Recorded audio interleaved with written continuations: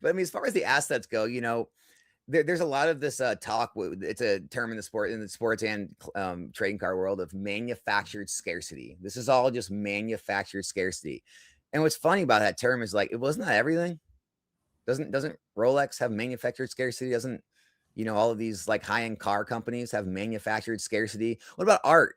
If the artist only made like 20 of a artwork, isn't that manufactured? Everything is manufactured scarcity, right? So there's and I have not verified this, but I'm still going to say it. So we're going to put a disclaimer. I'm not 100% sure if this was set up or not. There is something going around the internet. And once again, full disclosure, I have no idea if this is real or not. I should try to find it before I say it. I'll say it and try to find it. Somebody went into a Rolex store.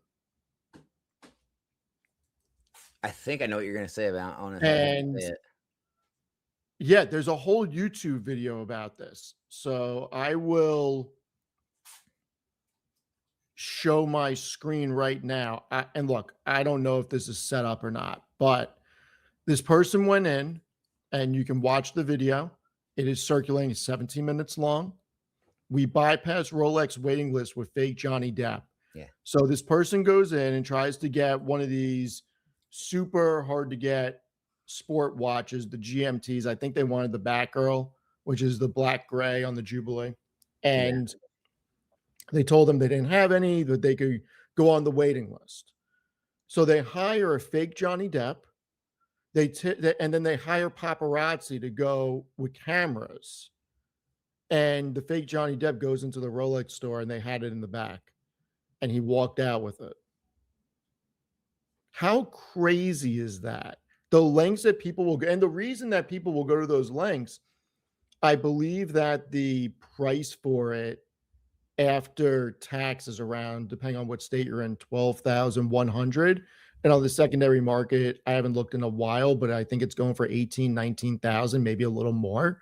Yeah. So even if you pay the fake Johnny Depp $1,000 and you pay paparazzi to go there and throw a couple $100 to 4 or 5 people, you can still sell it and make $4,000 in a day, $5,000 in a day. Yeah, and it's like, what, can Rolex not make more watches? Can Bugatti not make more Bugattis? Can all these companies not make more? No, it's people like they like everything being individualized. They like everything being scarce because it makes them feel special, and because of that, they can command higher prices. And the fact that people like that so much that it creates competition for these things where the prices get ran up so much. It's not much different than the collectibles hobby. It really isn't. Not at all. So bringing it back to Pokemon, I believe that they are intentionally not printing enough boosters because they love what is going on. And we see it. What set has the booster not appreciated from Scarlet and Violet era? 0. Okay. What set from Sword and Shield has not appreciated? 0. Okay. Sun and Moon? We're going to say some time. There's never been a booster box not appreciate higher than MSRP. Never. And keep that in mind. Never. And we are also talking about Scarlet and Violet, where MSRP actually moved higher. And I would even say that in Mega Evolutions, the newest, let's say retail MSRP, where you can actually buy it for, every box is above that. Dude, I don't think there's a mutual fund in the world where every single stock in the holding is up, right? Literally, if you'd have bought every single box of Pokemon ever created, 100% of them have risen in value. Some go up in, like Steve just showed, a few months. Some take a few years, but every single box, given enough time, 2, 3, 4 years is usually the time frame, they are up in value. And now some go up hundreds, if not over 1,000%. Some may only go up 50 to 100%.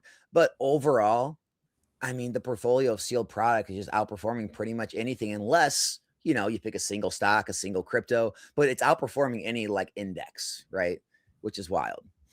What's the difference between the enhanced booster and just straight booster for Mega Evolutions MEO1?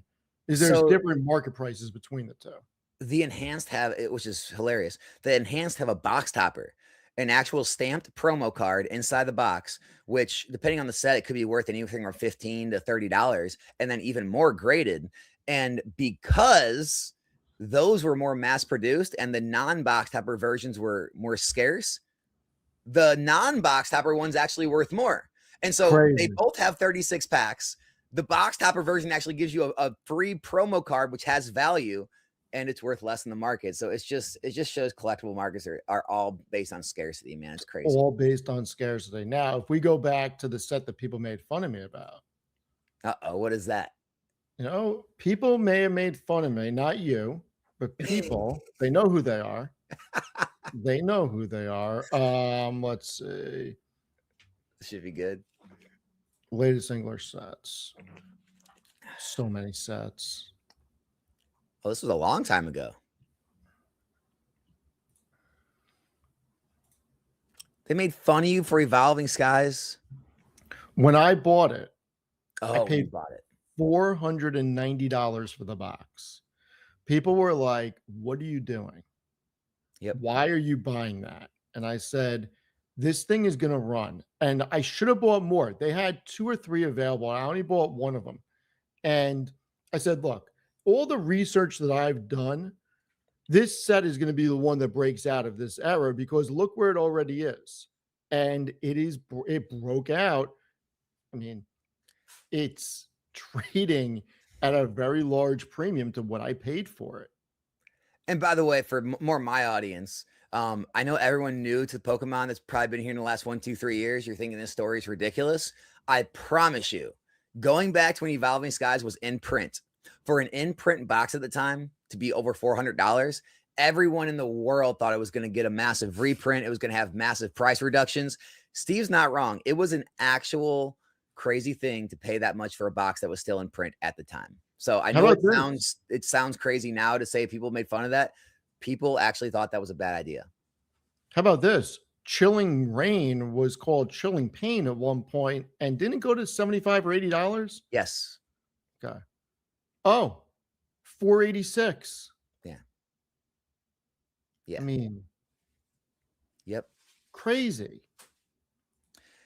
And that's the other funny thing is like with Pokemon, when things are new, because a lot of people who invest in collectibles haven't invested elsewhere. So they're not used to being ever down, and so like people will say things like, well, MSRP on Chilling Rain was 143. So technically it went way down for a period of time, down to $80. It's like, well, yeah, every investment can go down for a period of time. The fact of the matter is you give it enough years, you've appreciated 2, 3, 4, 5x on your money, depending on when you got in. This thing ran to 640 already.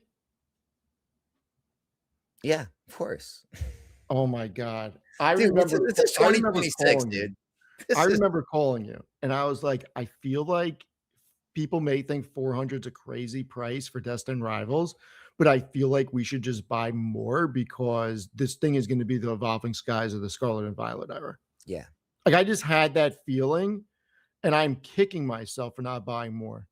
Here's the other funny part, right? Just like you said about Evolving Skies, if you fast forward, right, 3, 4, 5 years in the future, a lot of the people who are in the hobby now will probably wash out. They won't be here. And you're going to say things like, yeah, everyone thought it was crazy to pay $300 for a box of Destined Rivals when it was brand new. And it's going to be like, thousands of dollars. And everyone's going to be like, yeah, right. It's like, no, people were saying not to buy this box. They were. I have not looked at 151 in a long time. I have not looked at the super premium box, so I have no idea what the price is. And by Alex's face, that's either it went down a lot or it went up a lot from the last time I looked at it. You have to be kidding me. That's not even a paid real price. Go down. That's not a real price. It's about 12 to 1300. So if Yeah, you scroll down to see the 1257. lowest, go see the lowest list. See what happens on TCG right now. There's these guys who have like no sales and no feedback. See, and they put some really low price trying to like screw with the pricing. But the real price is actually it's trading in $1,100 to $1,200 range. I paid $99 for this. Yeah. Okay, by the way, this was before the scalping craze became a thing and everyone was Right. lined up outside of stores. Costco had these literally falling off pallets for $80 in store. And you literally go to Costco, they'd be there. You go to Costco the next week or two, they'd still be there. So this was a widely available product. This wasn't something you had to like run to Target and try to, get when on release day. Anyone could have bought this. Anybody. Nobody wanted it. Nobody wanted it until people wanted it. I mean, it's just it is insane. Hey, Evan, if you're watching, check this out. I made Evan buy 2 of these for himself. Hey, go back a year. Go to the year chart. See where that's at. I don't think That's that only we 3 I months. think we pa yeah, I There it think we is. paid $225 for this.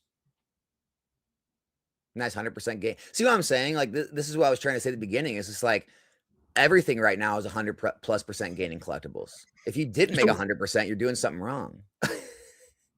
right. So I think the question is now, where do we go from here? And is buying one of everything still the way to go? Well, I think it's kind of like the stock market. I mean, I think if you're not like if it's not your expertise, I think it's a super safe route to go. And I think it's gonna, probably average out somewhere around, some of the best gains. Can you outperform being a set picker the same way you can a stock picker? Sure. Can most people do it successfully? No. So I think there's a lot of similarities between this and the stock market. So I think for most people, yeah, it's probably best to just buy one box or one case of every set and go with that.